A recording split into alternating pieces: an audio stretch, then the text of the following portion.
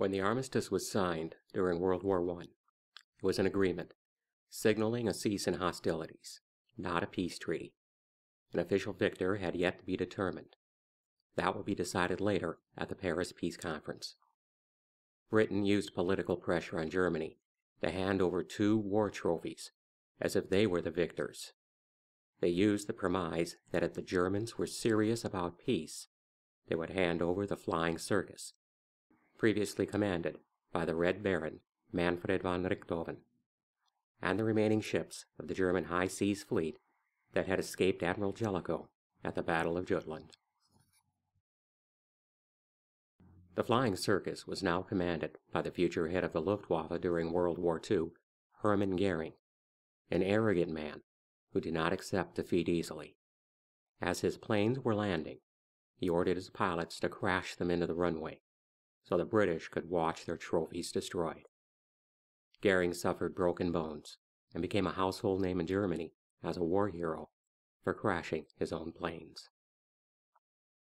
Admiral Ludwig von Reuter was placed in charge of turning over 75 named naval warships to the British, a duty he did not particularly relish. Problems arose from the onset, as Admiral Jellicoe, who was accepting them, began to treat them as prisoners of war and war trophies. One detail that still had to be hammered out in the armistice was where the German ships were to be interred. Jellicoe forced them to Scapa Flow, the home of the British Royal Navy in Scotland. Von Reuter wanted a neutral port. Once in Scapa Flow, Jellicoe began making demands that von Reuter had issues with, such as disarming the ships, telling von Reuter to scale back the crews, transferring men to shore as prisoners of war, and finally taking down the German flag. Meanwhile, Jellicoe was allowing private boats to view and take pictures of the captured fleet as if they were in a zoo.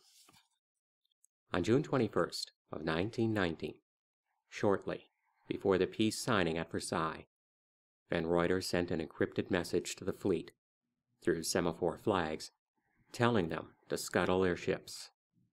Officers began opening every valve they could, while telling the crew to be prepared to abandon ship at any moment. The British knew nothing of what was going on until they saw the crews abandoning the ships and one ship dangerously listing. Before they could react, it was too late. The ships were beyond help. Von Reuter was placed on trial for destruction of British property. Originally, it was to be a military tribunal, but his attorneys argued that he was not a prisoner of war, and therefore the case was subject to a civilian court. In civilian court, he was exonerated because the peace treaty was not signed until a week later, making him in command of the German warships, and he could do with them what he pleased. He, too, went home a hero, becoming heavily decorated, handed keys to cities, speaking about German pride at dinners and other events, all for sinking his own fleet. War is a terrible thing, but also has its peculiar moments. In war, there is no such thing as a loser or a winner, only survivors. Some survivors become heroes in the meantime. I'm Stephen Pix.